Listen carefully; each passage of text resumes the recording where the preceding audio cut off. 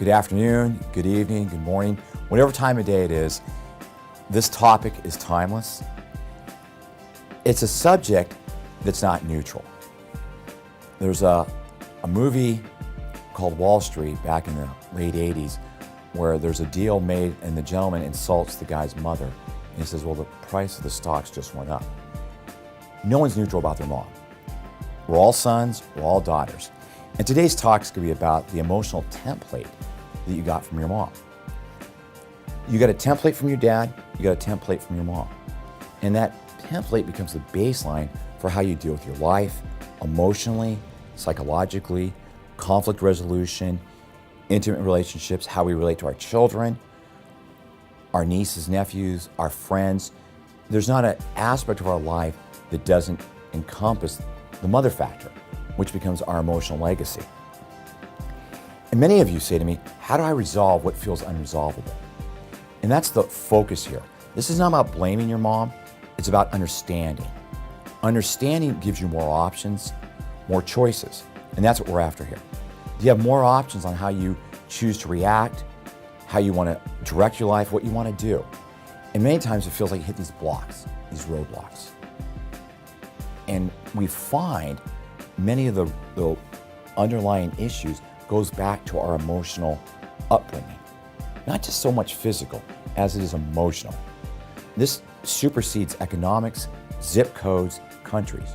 But emotionally, how we're brought up tends to get underrated, be overlooked and dismissed. And that's the mother factor. We're going to look at that today. And the first connection with your mom was in the womb. The second one is in the first couple years of your life, how you bonded with her emotionally. Was it close? Did it feel distant? Did it feel secure?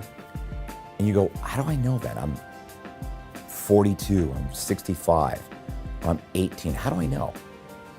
You've seen how you relate today. What goes on in your life today? Do you have this overwhelming fear of abandonment? Are you scared of intimacy? Do you feel like you have anger issues? Those are your emotional, that goes back to your emotional upbringing. You learn those as a young child, and we carry them on into our adult life. And that's what we want to look about. Look at it, look around it. And some of you may say to me, well, hey, Dr. Poulter, my mom's dead. I'm a guy. What does that have to do with it? Or a daughter who's now has her own children. I've dealt with my mother and my grandmother for years. Exactly. But we do it through our whole lifeline. It's always going. Because your emotional connections don't stop because of age. They go until from the day we start to the day we leave here. And that's what the mother factor is about. And I'm going to read to you, just for the sake of discussion, the definition that we're going to work with here. It's your emotional development. It's how you function, how you form meaningful relationships in your adult life, socially, professionally. It's an emotional template. It's kind of like how it's the structure that you organize your life in emotionally. That's your mother factor. And that has more information in it than most of us want to know or don't know what to do with. And what we want to do today is, many of us get stuck in blaming. Let's go beyond blaming to go into insight and resolution.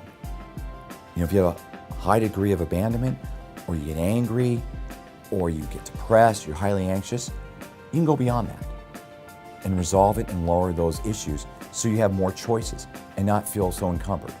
And lastly, the concrete mother versus the abstract mother. Many times the concrete mother is the mom that was in the house doing stuff, worked or didn't work. And the abstract mother, it's the emotional atmosphere. It's the emotional aptitude of your house growing up. Because you learned about life between 0 and 10, how life worked. And then you went to school, outside, and applied it.